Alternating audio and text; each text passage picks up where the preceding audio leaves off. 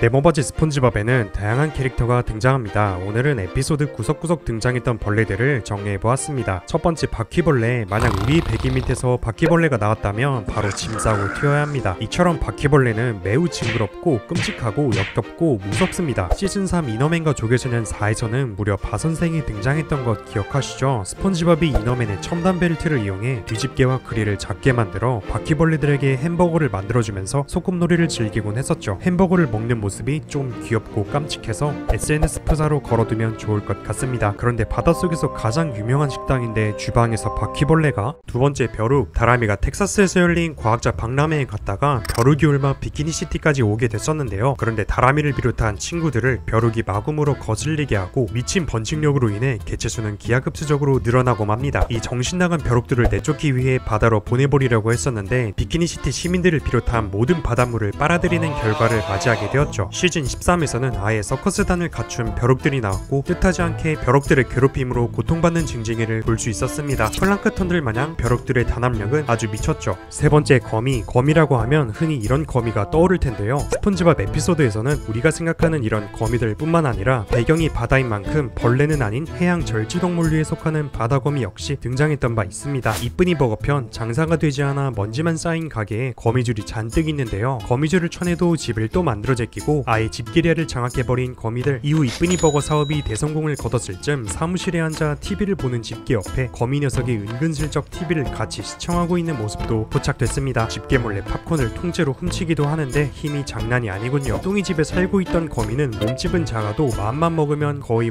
뚱이를 잡아 먹을 수 있을 만큼 아주 위험한 거미인 듯 했습니다. 깨알 등장으로는 친구들이 겨자광산으로 겨자를 캐러 갈 때 갑자기 나타난 괴상한 할아버지의 수염에서 거미가 기어나왔었고, 노스페라투의 음침한 집사 슬래피가 아침 샤워를 준비할 때 거미 에스메랄다가 나와 도움을 줬다는 것도 기억해봅시다. 이렇게 거미줄을 치는 개체 말고 해양생물로 분류되는 바다거미로는 몸집이 꽤나 큰 붉은 거미가 등장하곤 했는데요. 징징이의 먹물을 캐내기 위해 겁을 주러 뚱이가 데려온 적이 있었고, 야심한 밤 심해어들의 모임이 이루어지는 집게리아에 식사를 하러 방문했던 것을 볼 수 있었네요. 작은 몸통과 긴 다리를 가져서 실제 바다거미와 많이 비슷한 느낌을 줍니다. 네 번째 나비. 의도하지 않게 비키니시티를 그야말로 초토화로 만들어버린 장본인 바로 나비입니다. 원래 다람이가 집에서 키우고 있을 때는 애벌레였으나 시간이 지나 성충이 됐고, 또 얼떨결에 스폰지밥이 부은 비눗방울을 타고 도시를 날아다녔죠. 아무래도 바다생물들은 나비를 본 적이 없기 때문에 겁에 질려 도망가느라 바쁠 수밖에요. 참고로 나비의 실사 장면은 실제 나비의 얼굴이 아니고 말파리 얼굴이라고 합니다. 어렸을 때 저도 이 장면이 살짝 무서웠던 기억이 나는데 여러분은 어떠셨나요? 다섯 번째 귀뚜라미. 밤에 들으면 감성에 젖을 수 있는 것이 또 귀뚜라미 울음소리라고 생각합니다. 집게리아의 코미디쇼에서 스폰지밥의 쓰레기 개그로 분위기가 완전 다운됐을 때 다행히 귀뚜라미의 도움으로 아직까지 분위기를 살릴 수 있는 판이 마련됩니다. 그러나 또 다른 최악의 개그로 그 기회를 걷어차버렸고, 이는 귀뚜라미의 울음마저 그치게 만들었죠. 앞서 나비가 시민들을 공포에 빠뜨렸듯이 귀뚜라미가 스폰지밥과 뚱이를 겁에 질리게 만든 적이 있었는데요. 앙증맞은 산소 헬멧과 작은 책으로 그냥 귀여운 곤충처럼 보입니다만 얘들은 아무래도 귀뚜라미를 처음 봤기 때문에 역시나 무서워서 다람이에게 달려와 도와달라며 울고불고 아주 난리였죠. 여섯 번째 나방. 스폰지밥에 등장하는 나방은 좀 특별합니다. 광선맨이나 더티버블 같이 우리의 영웅들과 대적하는 악당이라는 건데요. 이너맨이 말하길 57년 동안 찾아 헤맨 원수이자 제일 악질적인 빌런이라고 합니다. 나방이 몸집은 작아도 동시에 들어올려 날아갈 수 있는 괴력을 가졌기 때문에 굉장히 위험한 악당이죠. 일곱 번째 파리. 쓰레기장 가면 보이는 게 파리라서 너무 흔합니다만 특히 기억에 남는 장면들만 꼽아볼게요. 위생감독관이 냄새버거 먹방을 시작하기 직전 난데없이 파리 한 마리가 그의 입속으로 들어갑니다. 얘 때문에 위생감독관은 숨이 막혀 하마터면 그 자리에서 황천길을 밟을 뻔했었죠. 시즌8 무술의 달인편. 다람이가 무술의 레전드라 불리는 퍼지사부를 소개할 때 그는 우리에게 파리를 잡는 새로운 방법을 보여주었습니다. 바로 눈썹의 힘으로 잡는 방법인데 너무 유용해서 나중에 써먹어봐야겠네요. 다소 약반듯한 에피소드인 시즌12 텅빈 머리 협회로 가보겠습니다. 뚱이 눈깔 밑에 파리 한 마리가 눈곱에 엉켜 붙어있는 게 보이는데 역시나 우리의 기대를 지지 않는 뚱이 진짜 더러워 죽겠네요. 마지막 그 외 다른 벌레들. 스폰지밥이 길에서 우연히 발견했던 이 애벌레는 좀 징그럽게 생겼고 냄새도 날 듯 합니다만 특이한 점은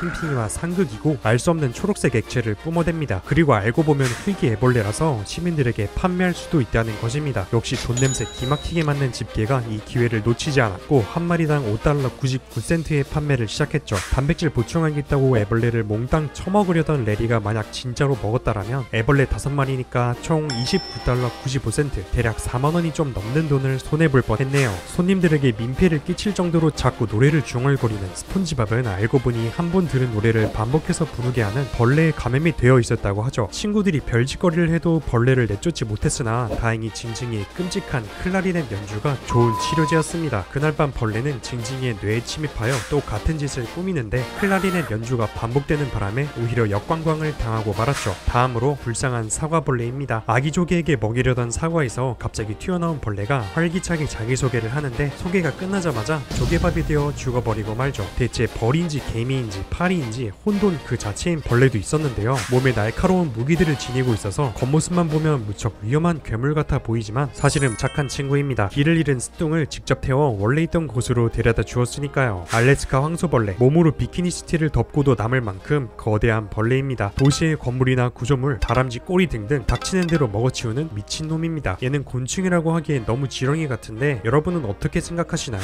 벌레이긴 하지만 대체 무엇인지 알기 힘든 녀석들을 또 언급해드리고 싶은데요. 일단 이 3인방이 숲에 갇혔을 때 징징이가 스뚱을 도발하며 구워먹으려던 검은 벌레, 과거 서부시대 스폰지밥의 몸 안에 아예 살림을 차려 살고 있었던 뻔뻔한 벌레, 퐁퐁 부인이 마당에서 기르는 땅콩을 닮은 미스터리한 벌레들, 스폰지밥이 바닥에 누웠을 때 깨알 등장한 벌레, 스폰지밥의 몸을 안방마냥 점령했던 벌레떼, 그리고 파인애플집, 집게리아, 심지어 자동차까지 갉아먹는 무서운 벌레떼, 이렇게 정리할 수 있을 것 같습니다. 어렸을 때 이 조그마한 벌레들이 스폰지밥의 집을 빨아먹는 장면을 보고 우리 집도 저렇게 벌레한테 먹히면 어쩌나 싶어 걱정을 했던 제가 떠오르네요. 그럼 시청해주셔서 감사하고 저는 새로운 영상으로 다시 돌아올게요.